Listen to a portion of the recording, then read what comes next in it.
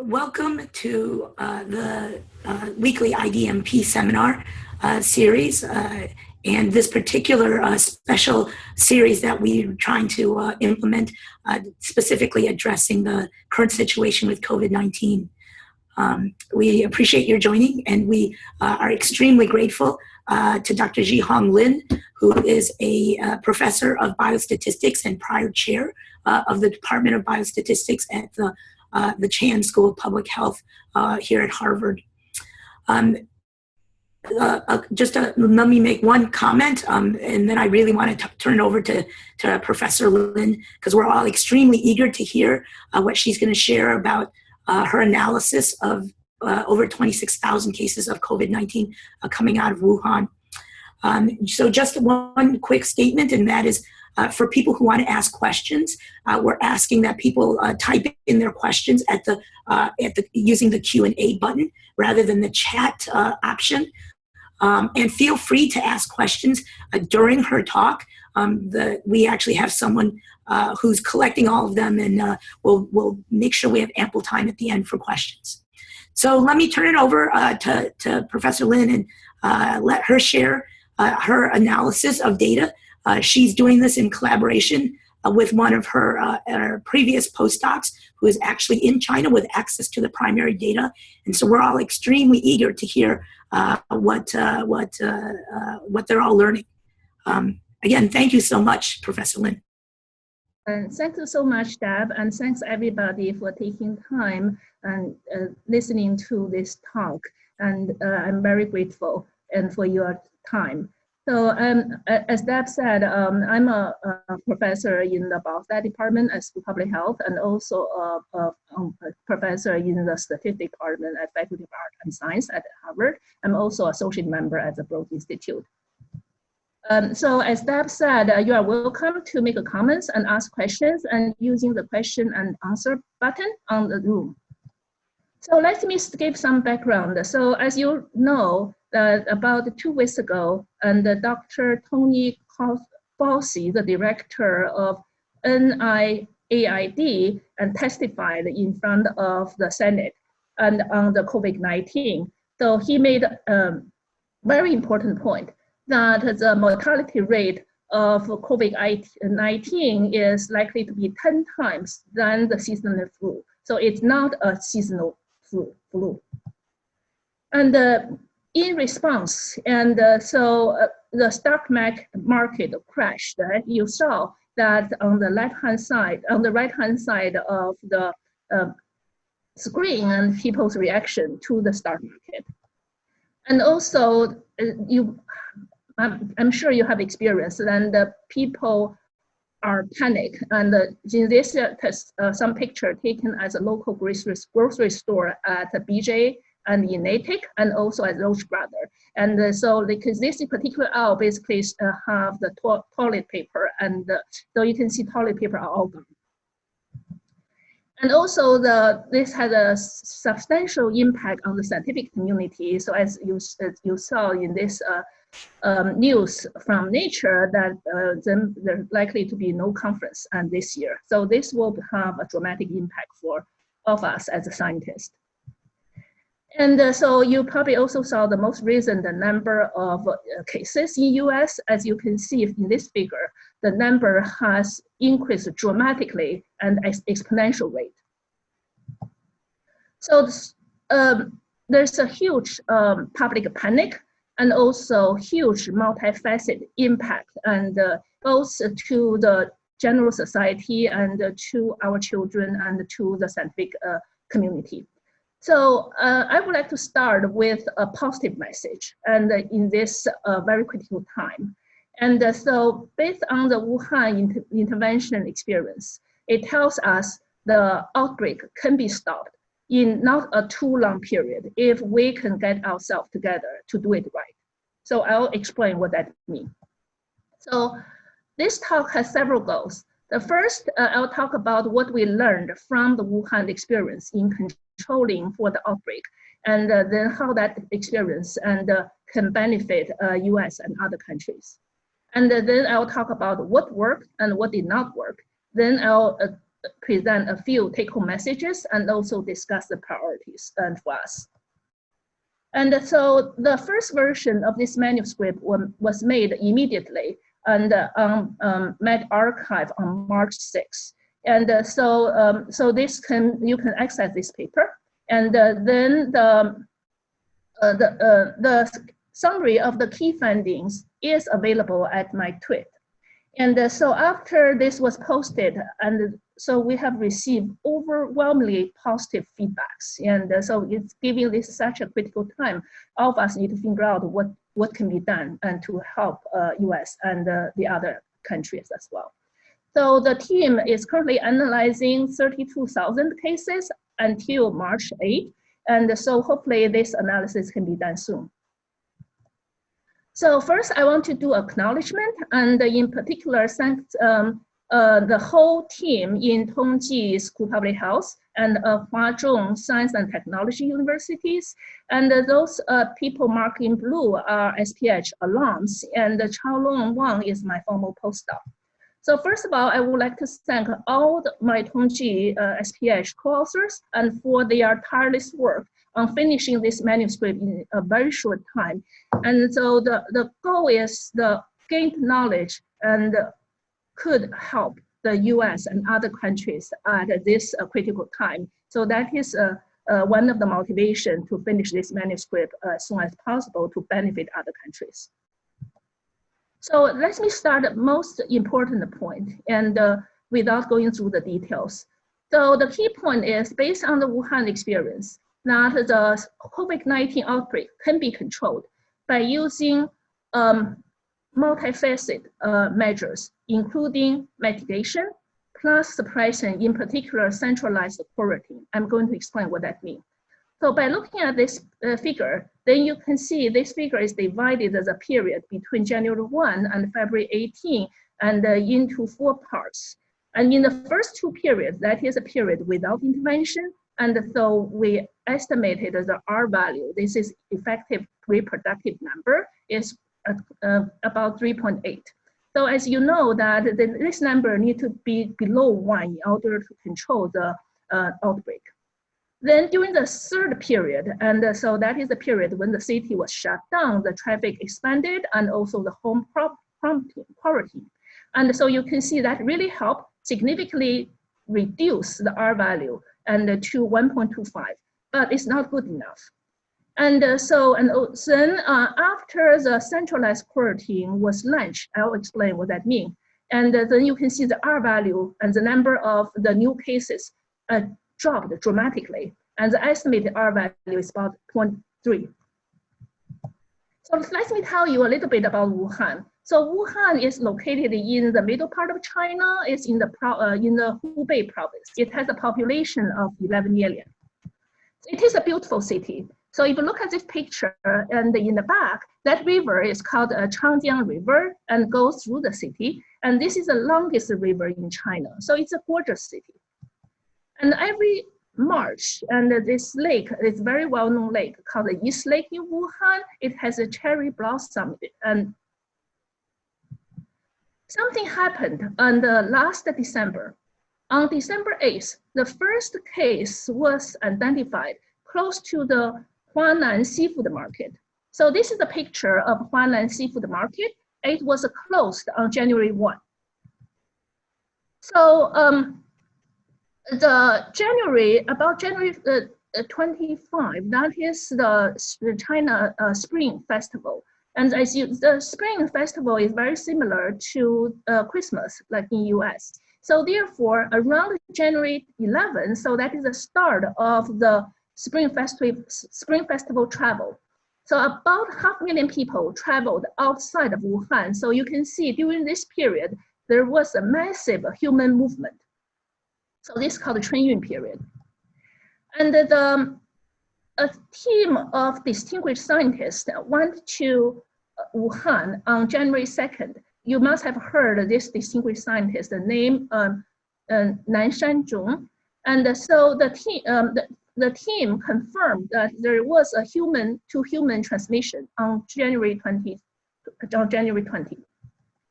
And there's another distinguished scientist also on the team called Lan Li.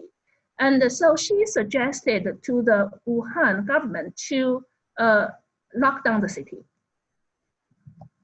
Following the experts team's recommendation, and so the city was locked down on January 23rd. So besides locking down the city, and also the traffic ban was issued. And also residents were asked to stay at home. So basically it's a home quarantine. And so if you look at the number of cases, that's right, bar plot on the right, you can see during this period, the number of cases has increased very quickly. And due to a very large number of cases, the healthcare system basically crashed down under enormous pressure. So there was an overwhelming shortage of medical resources and resulting in many, many patients not being able to receive medical care. To address this serious shortage of medical resources, and after February 1, and several major intervention strategy was launched. And one is the 2 new hospitals was built. And so these are very simple hospitals and to accommodate those patients. Second, about 16 field hospitals were launched. And so those 16 field hospitals were converted from the stadium or expansion centers. So the patient can receive a medical treatment. And also multiple designated hotels and also university dorm, because at that time the colleges were during the holiday break, and so there were no students in the dorm. And so they were able to convert those designated hotels and also university dorm for additional beds for the suspected presumptive cases and also close contact. And many healthcare workers across China want to help Wuhan. And also many donations from China and other countries, including US and Boston, and went to Wuhan. So here is estimated effective numbers, reproducive number R, using the extended SIR model. So you can see, as I mentioned, we divide the data into 4 periods. And so that is the period before the city shut down, and also the period and before the field hospital was launched. So you can see before the city was shut down, and because there was no interventions, and so the R number was much larger than 1. So over 3. So during the period when the city was shut down, and also with traffic ban and also home quarantine, and the R value dropped significantly to 1.25. So definitely it helped, but it was not enough. It's not less than 1 yet. So after the launch of the field hospitals, and then by hosting those infected cases and also the presumptive cases and also the close contact, and using those field hospitals and also the dorms and the hotels, and then the R number dropped dramatically and 2.3. So because in this model, multiple assumptions were made, such as incubation period and the infection period, and those were assumed based on the previous studies, such as WHO report. And there's also different, we did 9 different sensitivity analysis. And the conclusion hold that this intervention worked. So to go through the result a little bit, so this is before January 23rd, that was no intervention. So you can see the R value was very high. And so the blue trajectory indicates the projected trajectory if there is no intervention, if no intervention had continued. So for the third period, that is the period under the city lockdown with the traffic ban and many quarantined at home. And so you can see the R value dropped to 1.25, and however, it's not good enough. And so the blue curve indicates indicated the projected trajectory of this intervention had continued. So the first take-home message is the lockdown with mitigation, including traffic ban and home quarantine, helped, but was not good enough. There are a few reasons. First, family transmission is common as indicated in WHO report. And so infected cases might infect family members and also close contact, and then they could infect others in the community. And also, it was challenging for the infected cases to seek for medical care due to the traffic ban. So also, as it was the honor system, so it was difficult to enforce cases to stay at home because some cases might still go out, like doing grocery shopping and so on. And so this could also infect others, and also some cases have to go out and to seek medical care as well. So what this means is the traffic ban and the mitigation, including social distancing and home quarantine, definitely help reduce R dramatically from 3/3 to 1.25, but was not good enough. So this is a very, very sad story and reported in New York Times on Wednesday. 7 members and was infected, 4 of them died. And so this also is a very good case study to show that family transmission is common. So it's important to reduce family transmission. So this is also a very good Boston case study. And so Amy Proro is a scientist in Boston. So she decided to make her own situation public. And on March 9th, I'll explain the situation. So Amy's case is very typical and illustrates the issue with home isolation. So Amy had symptoms on February 21st. Then her boyfriend had symptoms. Both of them could not get tested at MGH. Her boyfriend went to see his internist without mask because he could not find one. If he was infected, went to see his doctor by public transportation, he might have infected others, but he needed to be helped with transportation. The internist and the medical staff in the office were likely to be not fully protected and hence were likely to be infected. So he was told by his doctor to go to CVS to get medicine. He would be likely to infect others at CVS if he was a case, but he needed to be helped, he needed to get medicine. And also, if a mild case are not treated early, and they are likely to progress and become severe, and those severe cases have a much higher risk of deaths, like ARDS cases. So in response to the serious shortage of the medical resources, and also to reduce the number of new infections, so as I mentioned, this new strategy, Centralized Quarantine, was launched on February 1st.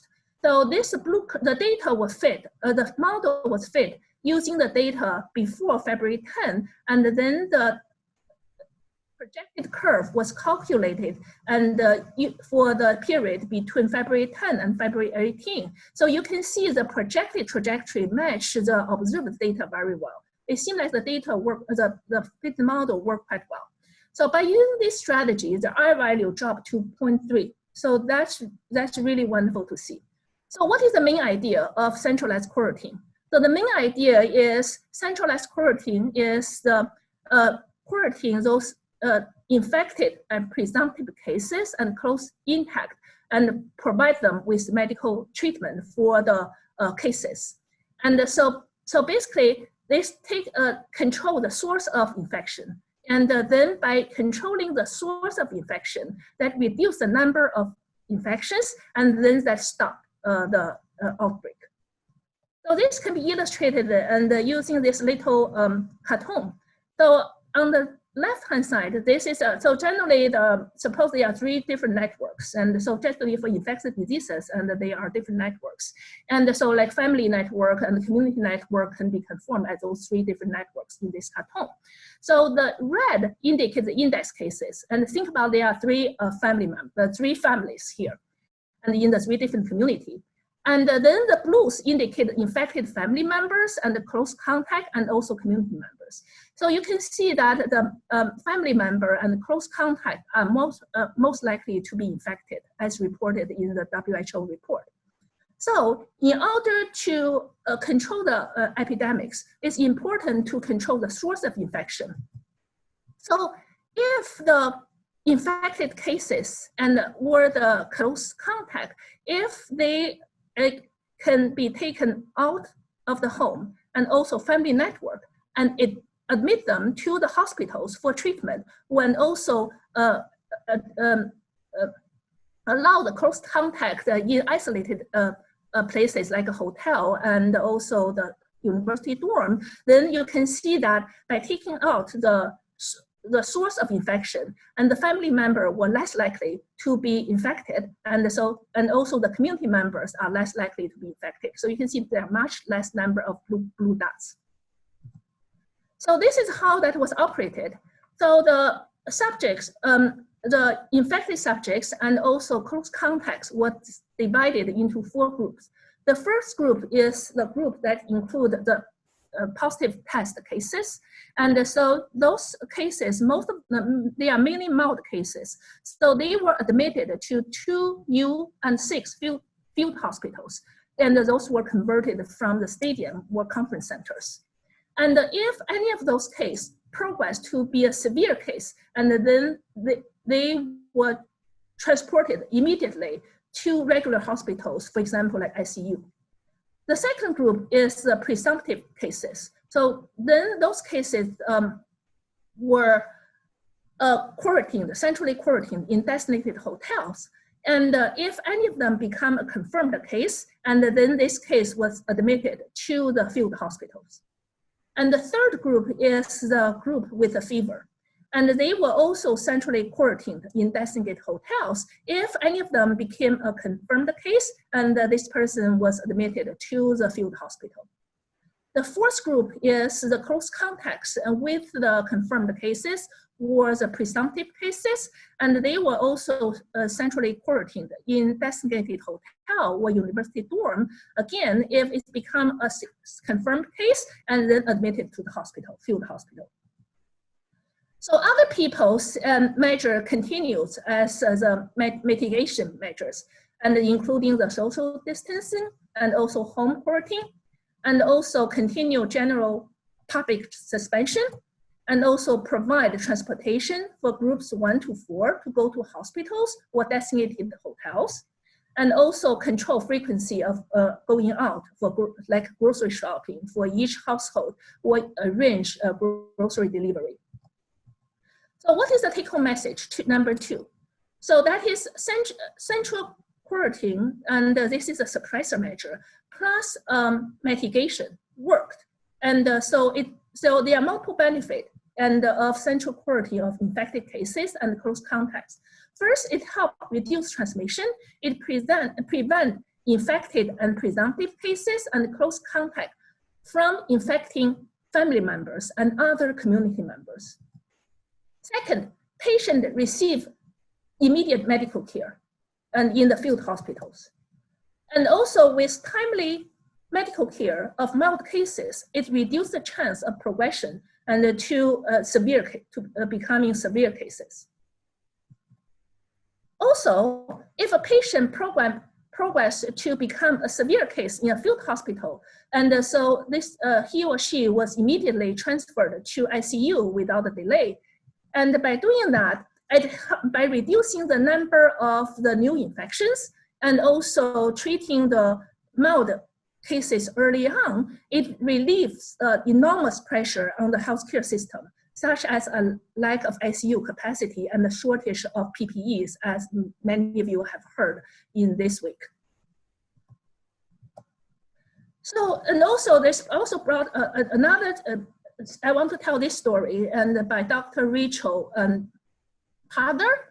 And so she is a spouse, a frontline physician. And so she had to make, her family had to make a difficult decision, given they have 3 small children, to let her husband isolate and move to the garage apartment. So this was very difficult. and for the families of the healthcare workers. So the take-home message 3 is to provide free housing to frontline healthcare workers. And so the healthcare worker who treat patients in Wuhan, they stayed in hotel or other designated facilities. And after February 2nd, so before February 2nd, this did not happen. This is after February 2nd. And then to avoid them from infecting family members and also communities. Because it's very important to protect healthcare workers because we need them to treat patients.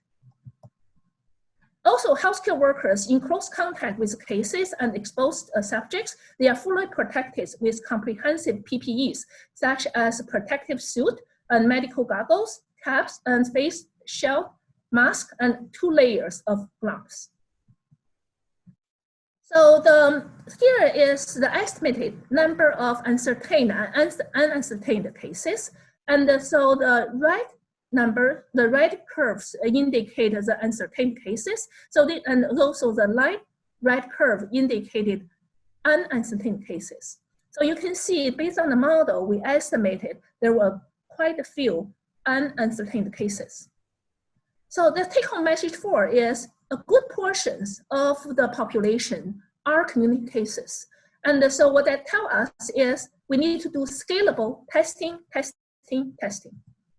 So we estimated, and based on our model, that about 60% of infected cases were unascertained. They are often the cases without symptom, and they could infect others. This means increasing testing capacity for early diagnosis is critically important to reduce the number of new infections. The current issue in US, as we all know, is the low testing capacity. So that means we need an immediate multi-pronged strategy. So Wuhan faced a similar issue. And so they developed the following screening strategy and the testing priority strategy because there was a shortage of testing kits as well. So the suspected cases, they had the first priority for being tested. And also on February 19 and 17 to 19, community workers checked every single household, door by door, and for subjects with symptoms such as fever or cough. And so those subjects with a symptom, they had the first priority to be tested. And the close contacts, and they had the second priority to be tested. And the others have the lowest priority. And so you probably saw this news yesterday, and Sachs Broad, and so this from Michael's Mina's tweet, and the Broad expects about 100 testing per day and up. So this is wonderful to hear, and that Broad play an important role and in this outbreak. And so by using the model and based on the data, so we estimated for the Wuhan that the predicted number of cases in Wuhan, including both uncertain cases and uncertain cases, will be early May.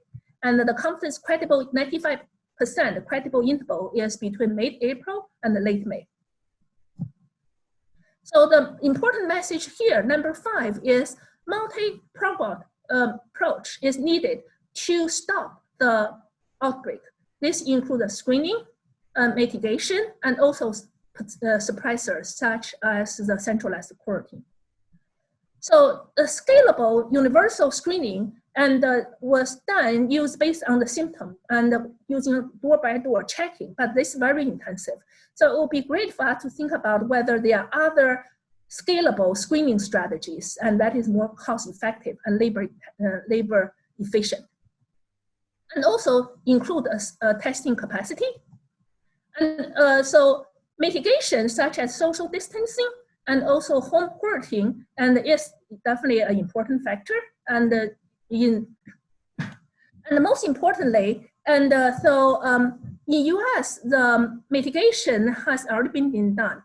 So in order to stop the outbreak, so we need to do something more aggressive. We have to decide on what we want to do.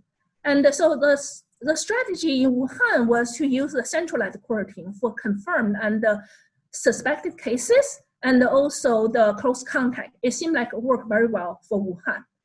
So what can we learn from their experience? So let me quickly summarize the epidemiological characteristics of those 25,000 people. So this is a comparison of the attack rate by age, so by period as well. So I want to focus on the purple and also the yellow curve. So you can see in every single period, and the elderly has the highest risk of infection, especially in the third period. Male and females have a similar infection rate. However, if you look at this purple bar, before February 1, then because of the lack of awareness of the outbreak and also lack of proper protection, then you can see that healthcare workers had much higher risk of infection before February 1st and without proper protection. So this week, there is a dramatic voice and in the US calling for more protection, such as PPE availabilities. But there's a major issue for us right now is a serious shortage of PPEs. So after February 1, and with the much better protection, you can see the health workers' infection rate drop dramatically for the local health worker. This result is mainly based on the local health workers, but still higher than the general public. So this is the, so if I go back a little bit. So if you go back to this figure here, if you look at this red bar, that is the incidence rate among children. So you can see the children has the lowest incidence rate. But for some reason, the incidence rate went up over the period. So if you look closely, and the infants seem like have the highest risk and compared to other children group, but the numbers are small. So what is the major take-home message, number 6? So that means to protect the 4 vulnerable groups. They include healthcare workers and who have a much higher risk of being infected if there's no protection. Second, elderly people. And the third, the family members and the close contact. Fourth, the children. So central quarantine is really great to see. Central quarantine is happening in the state of Georgia. So state of Georgia has quarantined the first patient in a state park, which has a site of 7 emergency mobile units. News just came out today that I was really happy. This, as a matter of fact, is the local news, that Tufts University announced on Wednesday that it's making hundreds of vacant university dorms in Tufts available in coming weeks to help relieve the stress on the healthcare system. So this is really wonderful to see. So let me talk about severity. So this figure shows the proportion of a subject in each severity group across the 4 categories. So as you can see, before February 1, and before the February 22nd, and then because there was lack of knowledge and also lack of the proper enough medical resources, and so you can see the number of people who become severe is proportion is higher compared to the other group, especially in the first period. And after the field hospital was launched, and so much more mild cases were admitted, and then as severe cases were able to receive treatment, and because there was more hospital bed available for severe cases in the main hospitals, and mild cases were seen at the field hospital. So that helps a lot. So here is estimated relative risk. And so you can see that compared to the 20 to 40 years old, and the elderly have much higher relative risk of becoming severe. And so the relative risk is greater than 3. And so it's close to 3. And for the 60 years old, for 80 years and up, the relative risk is almost close to 5. And compared to males, female has a lower risk of becoming severe. This could be related to the smoking, less female smoke. And also, if you look at the occupations, and also look at the period. So compared to the first period, and the proportion of severe cases in the later period is much lower, especially in the last period. And also compared to the general public, the risk of becoming a severe case among the healthcare workers is 1.12. It's a little bit higher than the public and general public, but it's not significant statistically. So the major findings are the risk of the severe cases increase with age. Elderly people are at statistically significant, much higher risk of becoming a severe case.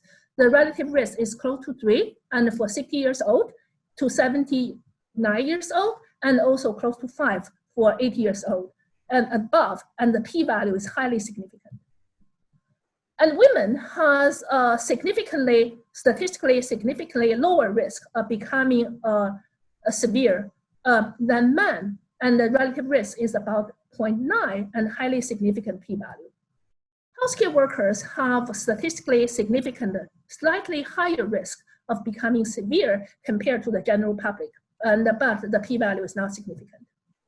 So the take-home message number 7 is early diagnosis and early treatment will help prevent the cases from progressing to become severe cases. It's who will have much higher risk of deaths, and like the ARDS cases, especially for elderly and also healthcare workers.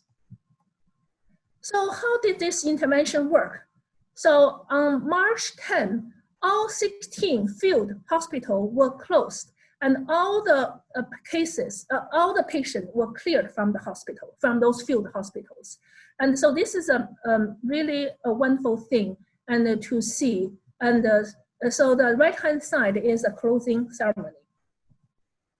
And also you probably noticed the news in Nature that's appeared yesterday that Hubei, that is where the Wuhan, the province, the Wuhan is located.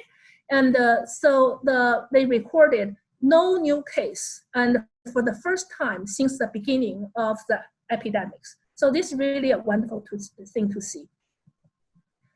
So before the concluding remarks, I would like to give a huge thanks to all the citizens of Wuhan, the local healthcare workers, and also the 42 healthcare workers who want to help Hubei province, and for their tremendous sacrifice and effort. So if you can see this picture, you can see like in the middle picture, some nurses decided to shave their hair because there was, they heard that there could be infection and through hairs. And also if you look at the picture on the right, because this nurse wear the protective suit for a long period of time, and so you can see those marks on her face. So if you look at the picture on the left, and so you can see the physicians and the healthcare workers were fully protected with the full gears, and in Wuhan, that really helped reduce the infection and among the healthcare workers. So now let's look at where we are. So this is a left-hand side that compares the number of infected cases across the country. So I want to point to this black curve, that is Italy, and also this red curve, that is US. So you can see the US is at the early stage, but is catching up if we don't do anything, catching up with Italy. And on the right-hand side, this is the number of deaths. And also you can see the number of deaths and is going up, and in both US and also in Italy. So we are running against the time. So here's my few final remarks. So what are our priorities, and also how can we do the decision makings? The top priority, I would think, should be the stop outbreak. but substantially reducing the number of infections. But we have to think through how to do it. So Wuhan data provide the empirical evidence that multifaceted intervention, including social distancing, like mitigation, centralized quarantine, like suppressor, plus screening, can stop the outbreak. Should this be done in US? If so, is there an appropriate way to do this in US? And how to communicate this to public properly? So this definitely is a difficult decision. It's not a single person decision. It is a community decision. So we have to make the decision together, collectively, as a citizen, also as a nation, for the sake of each of us, the country, the world, and our children. So our children can have parents and also the grandparents. Also, a few other priorities.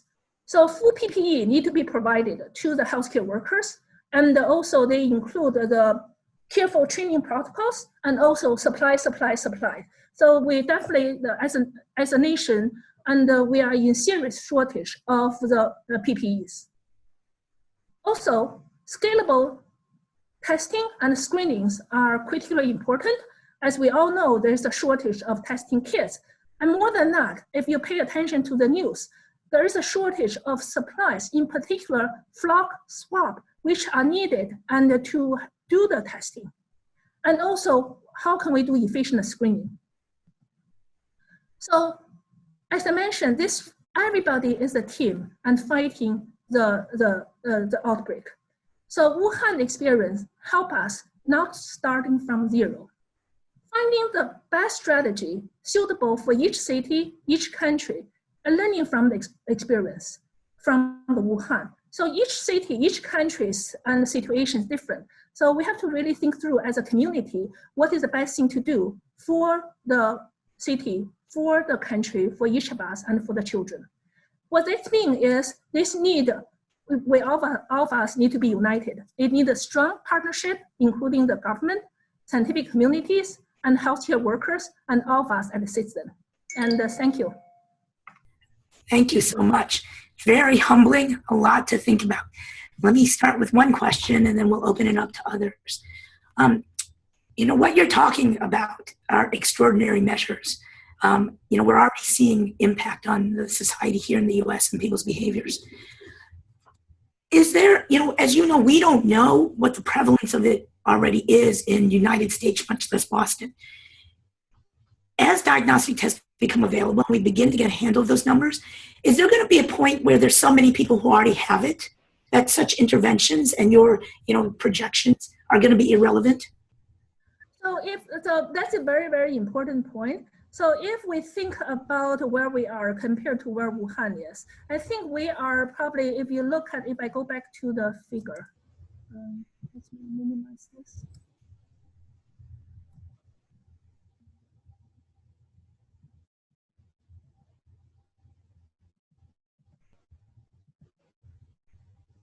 So let's look at this number. So you can see the China curve is there. And so this is a 20. Can you share your screen? Or Scott, can you share? Share the screen. Let's see. Just a minute. Let me try again.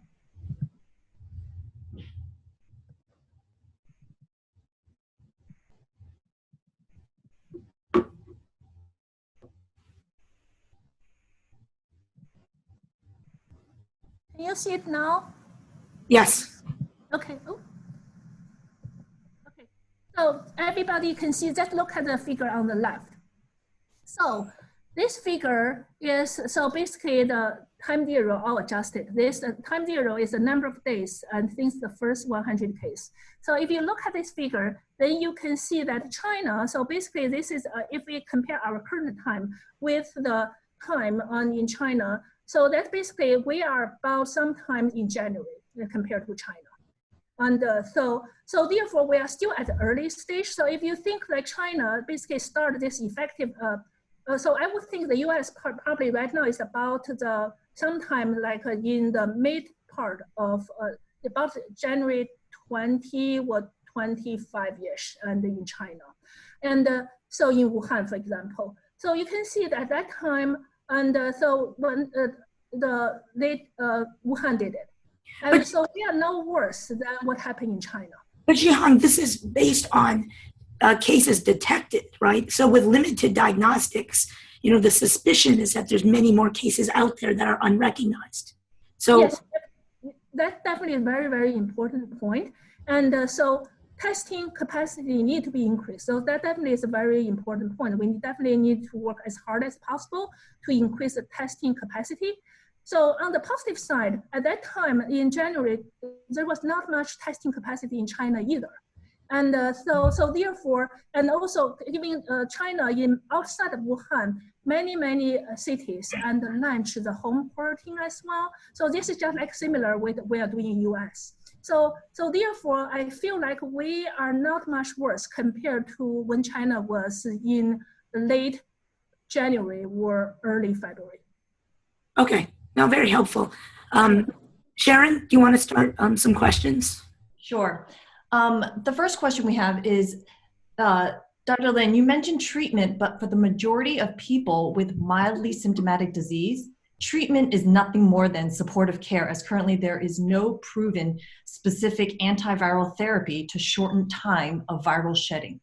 What were the treatments used for mild cases?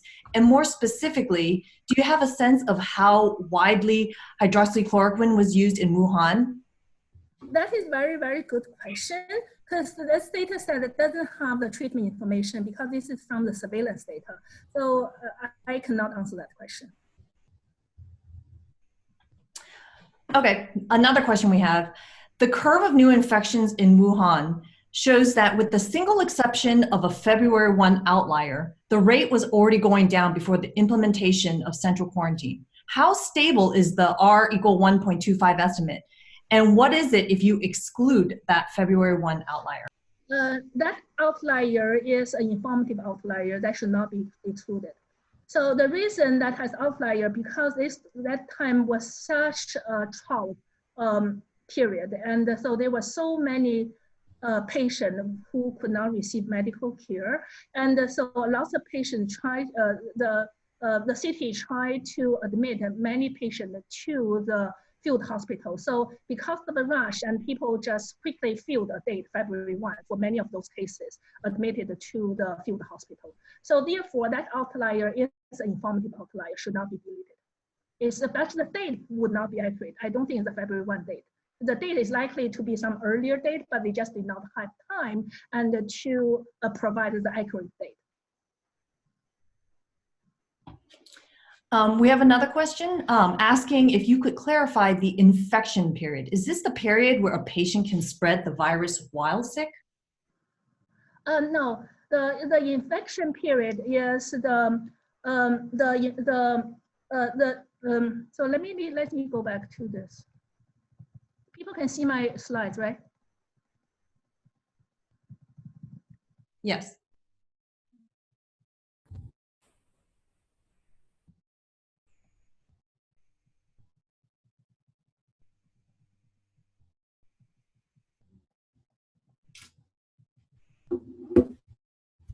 I'm not very good at this. Oh, here. Okay. So the incubation period is the period from the infection and to symptom. And the infection period is from the symptom to diagnosis. So those numbers were based on the existing literature. So this period, so right now, so this just on average is about 5 to 7 days, as you saw from the World WHO report, but there is a window from 1 to 14 days. Another question we have is, why do you think the R value in China drops right after every action, but this seems not to be true in Italy? I'm not sure what intervention was done in Italy. Did they do this type of a dramatic home quarantine interventions and also traffic suspension? Anybody know? I don't know what they did. Because I heard like people could still walk around. Xihong, do you have a better feeling for how large the asymptomatic population is relative to those who are symptomatic? That's a very, very good question. So based on our model, so if you look at here, we estimate based on this this model, we estimate about 60% and who are unentertained. So this definitely, in order to estimate that proportion, and it will need to, we did the multiple sensitivity analysis. And so because those estimation will depends on the assumption made about the, here, this slide, about the incubation period and infection period. So this is, yeah, so that's a very good question. Another question is, what will prevent a new surge of cases in the unexposed population when quarantine or restrictive measures or closures are relaxed, especially given unascertained and asymptomatic cases?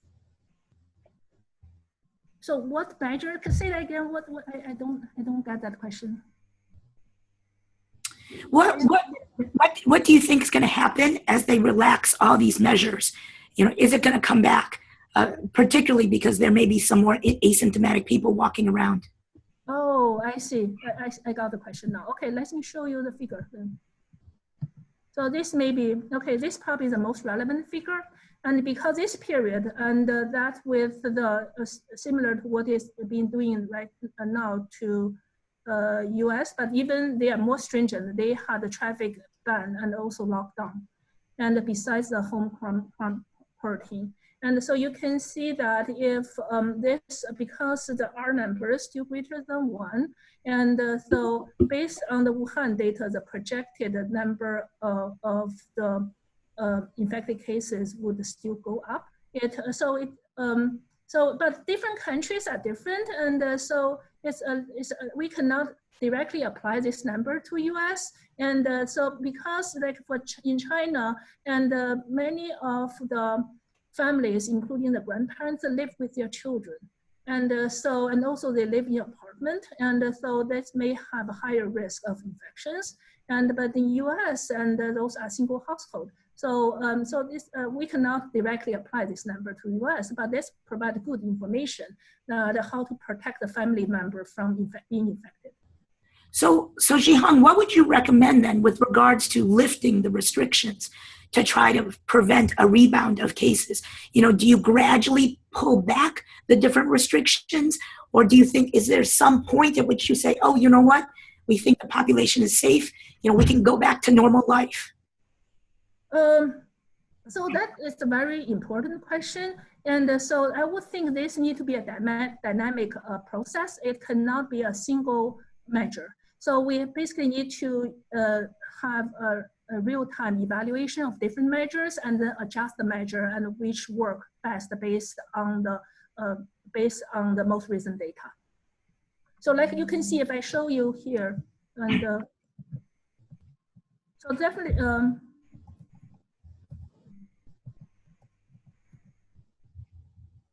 okay, so if you look at here, and so after they started the centralized quarantine, and so the city made another effort to do the universal screening.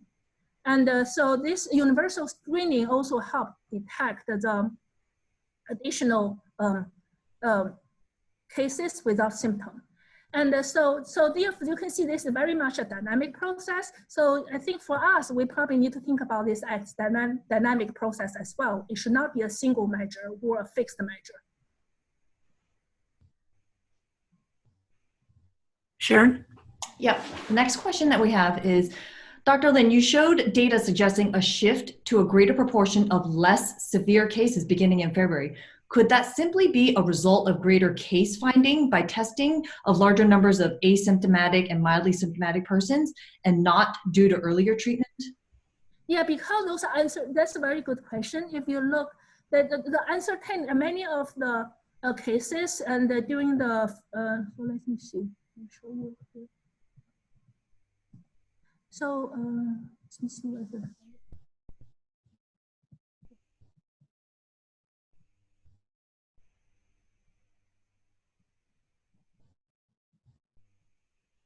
Okay, so as you know that before February February 1st. And so many of those cases were not able to be seen in the hospital. And so therefore there was a delay and in seeing those patients. And so after that period, and because the because the field hospitals, so much more mild cases was able to be seen and also was able to be ascertained. And also there was much more testing kits available. So I think it's mainly the multiple factors that explain this, this higher proportion of mild cases and in the later period. What data would you need to see to feel confident about beginning to loosen mitigation strategies? In Wuhan, so I think based on what additional, so definitely we have to, it will be useful to continue follow up and then to see how many recurrent cases and also whether there will be more, even right now there's no new number of cases, but as surveillance need to be continued and to see that whether there will be what new cases coming up. So this definitely is a continuous process, cannot be stopped right now. Okay, and final question due to the time. Many people have asked, has anybody from the government, whether it be the state government or the federal government, been informed of your very impressive findings and your important data? Lots of people retweeted the paper, and some people even retweeted it. I think I know quite a few people retweeted to the CDC account and also HSS account, and also some people even retweeted it to the president and also vice president. So I'm not sure and what is the current situation. So yeah, this also brings up an important point. So as a scientist, how can we communicate the scientific findings with the policy makers and more effectively? So I would think this will require community effort. Sometimes I feel that to really make an impact and the science is not enough. It really needs a community effort. Xihong, thank you so much. We're very grateful that you did this. And I'm sure that you know, your message will be getting out, and it will play a role in many conversations about what we should be doing moving forward. You know, I do want to reiterate one thing that came up, and that's right. There is no treatment. You know, right now it's predominantly supportive care. There are certainly a lot of clinical trials that have been started to evaluate different treatments, but there is not one that's clearly beneficial at this point. So thank you everyone for joining. Again, this is the second of talks that we have lined up at the Broad to try to you know, discuss the different issues related to the outbreak. You know, when I think about you know, what Li talked about and put it in the context of what we heard from Jamie McGuire last week about China's response to SARS back in 2002, 2003, there's a lot of very similar messages and a lot of similar interventions that China has taken to disrupt the outbreaks. So I think that we continue to have a lot to learn from China and how they responded. So again, thank you everybody for joining. Stay tuned as there are additional talks that we're hoping to line up that will continue the conversation. Thanks so much. Thank you everyone. Stay safe.